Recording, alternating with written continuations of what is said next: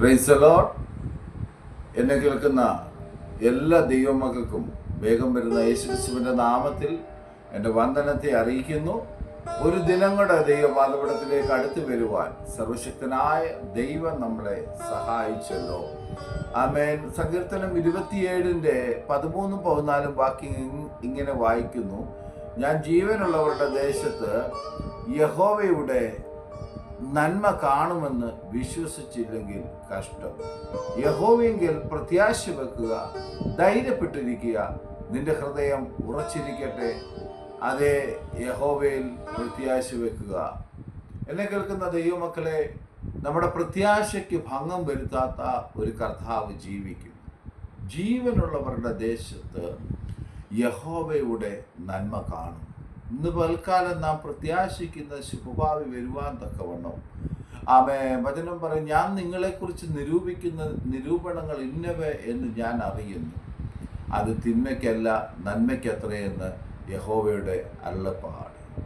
അങ്ങനെ ഉണ്ടെങ്കിൽ ജീവിതത്തിൻ്റെ മേഖലകളിൽ നിരാശപ്പെട്ടു പോകേണ്ട സാധ്യതകളുള്ള മണ്ഡലങ്ങളിൽ ദൈവത്തിൽ പ്രത്യാശ വെച്ച് നമ്മുടെ ക്രിസ്തീയ ജീവിതം മുന്നോട്ട് നയിക്കുന്നെങ്കിൽ നമ്മെ അനുഗ്രഹിക്കുന്നവൻ്റെ കരം നമ്മോട് കൂടെ ഇരുന്ന് നമ്മെ അനുഗ്രഹിക്കുവാൻ ഇന്നും ശക്തനാണ്.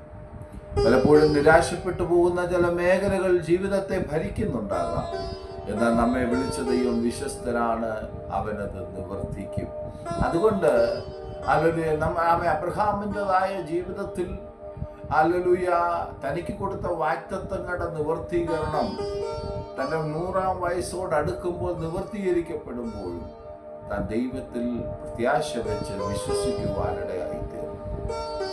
തന്നെ നിരുത്സാഹപ്പെടുത്തുന്ന ഒരുപാട് മേഖലകൾ തൻ്റെ ജീവിതത്തിൻ്റെ അകത്ത് കടന്നു വന്നപ്പോഴും താൻ കർത്താവിൽ പ്രത്യാശ വെക്കുവാൻ തയ്യാറായതുകൊണ്ട് തൻ്റെ ആയുസ് അവസാനിക്കുന്നതിന് മുമ്പേ തന്നോട് പറഞ്ഞ വാഗ്ദത്തങ്ങളും അതിൻ്റെ നിവർത്തീകരണവും കണ്ട് സന്തോഷിപ്പാനിടയായി.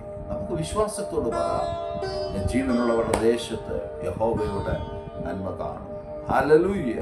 അതുകൊണ്ട് നാം എന്ത് ചെയ്യണം? യഹോവയിൽ പ്രത്യാശ വെക്കുക, ധൈര്യപ്പെട്ടിരിക്കുക, ഹൃദയം ഉറച്ചിരിക്കട്ടെ.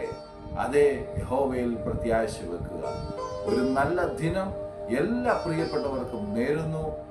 എന്തെല്ലാം നെഗറ്റീവ് കാര്യങ്ങൾ മുമ്പിൽ കണ്ടാലും അതിൻ്റെ എല്ലാം നടുവിൽ നമുക്ക് വേണ്ടി കരുതുന്ന ഒരു ദൈവമുണ്ടെന്നുള്ള വിശ്വാസത്തോടെ ദൈവത്തിൽ പ്രത്യാശ വെച്ച് മുന്നോട്ട് യാത്ര ചെയ്യുവാൻ സർവശക്തനായ ദൈവം ഇന്നേ ദിനം നമ്മെ സഹായിക്കട്ടെ എന്ന് പ്രാർത്ഥിച്ചുകൊണ്ട് ഞാൻ എൻ്റെ വാക്കുകളെ ചുരുക്കുന്നു. God bless you all.